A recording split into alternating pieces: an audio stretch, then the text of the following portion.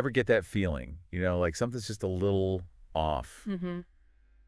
That's what we're diving into today with the 1956 film The Bad Seed. Oh, good one. It really gets under your skin. We're talking about the fear of someone being, well, born evil. It's really striking how the film captures the anxieties of that time, the post-World War II era. Right, because it's not just a horror movie. It reflects how society was grappling with the very nature of evil. Exactly. And The Bad Seed puts that question front and center right in your typical American home. With Rhoda Penmark, right? Yeah, little Rhoda. 8 years old, pigtails, perfect manners, the image of a well-behaved child, at least outwardly. And that's what makes it so unnerving. Hmm. Remember, this is the 1950s. Conformity is everything. That picture-perfect family. The film plays on that. Then, bam, you have this tragedy at the school picnic. The drowning. Claude. It's like a crack in that perfect facade. And then there's the medal. The penmanship medal. Gone. And Rhoda, who was, let's just say, competitive with Claude. She's oddly indifferent. It makes you wonder, was it truly an accident? The film plants those seeds of doubt. And then there's Leroy, the handyman. He's seen it all, But he seems to be the only one who sees through Rhoda. He's like he can sense something is wrong. Exactly. He's like the voice of the audience, picking up on those vibes that something's not right. And it's not just him. Rhoda's own mother, Christine, starts noticing things. Things just aren't adding up. And then she discovers that family secret. Her own mother. Oh, wow, yeah. A serial killer. Talk about a punch to the gut. The film takes a sharp turn there. Suddenly, it's about inherited evil. Like, did Christine inherit this? And what's scarier, did she pass it on to Rhoda? It reflects this obsession with eugenics back then, this idea that you could, eliminate bad traits through breeding. Imagine the fear of being genetically predisposed to .evil. So now, it's not just about figuring out what happened to Claude. Is Rhoda a product of her environment? Or was she always going to be this way? And that's what makes The Bad Seed so powerful. It doesn't give you a simple answer. It makes you think about nature versus nurture.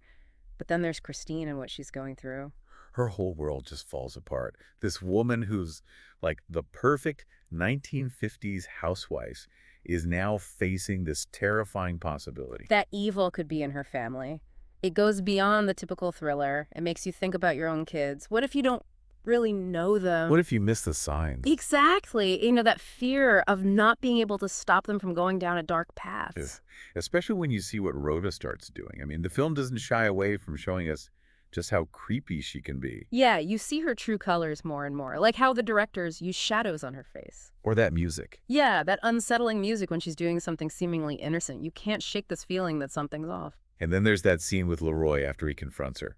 Oh man, that's when you know it's not just a regular thriller. That scene sticks with you. They don't show everything. It's scarier that way. So much scarier. It makes you imagine what happens, And you have to remember, this was when the Hays Code was still a big deal in Hollywood. Right. They couldn't just show a child committing murder. No way. They had to get creative. They used hints and symbols, and it's amazing how they still made it so disturbing. Even knowing what Rhoda's capable of, I still feel bad for Christine. Totally. Because she's in an impossible situation, right? How do you deal with the fact that your own child might be capable of such awful things? Heartbreaking. And it all leads up to that climax, Christine's at her wit's end.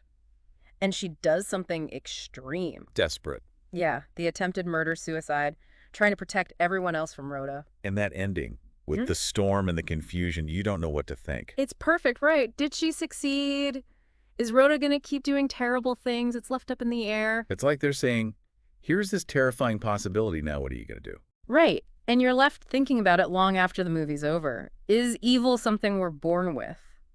Or is it something we create? And it makes you think about what was going on back then, the Red Scare, McCarthyism. Oh, absolutely. Everyone was afraid of communists, hidden enemies everywhere. And this film is saying, what if the real danger is closer to home? Exactly. What if it's your own kid, your own family? That's terrifying. Way more terrifying than some, obvious bad guy. Because how do you fight that? It's like you're powerless. Yeah. And the film really makes you feel that, like the way they film Rhoda sometimes. Oh, the close-ups, right. Yeah, you're trapped with her in her lies. It's unnerving. Totally. And don't forget the impact it had on Hollywood. The Hays Code, remember? They weren't allowed to show a child doing those things, right? Exactly. The Bad Seed really pushed those boundaries. It made people talk about what was okay to show in films. And it paved the way for other filmmakers to tackle tougher It subjects. was more than just a movie then. It's a cultural moment.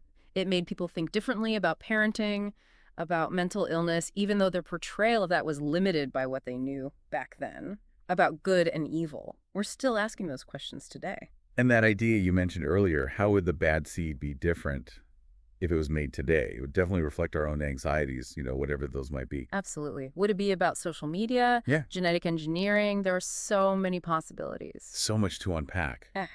But that's the thing about the bad seed.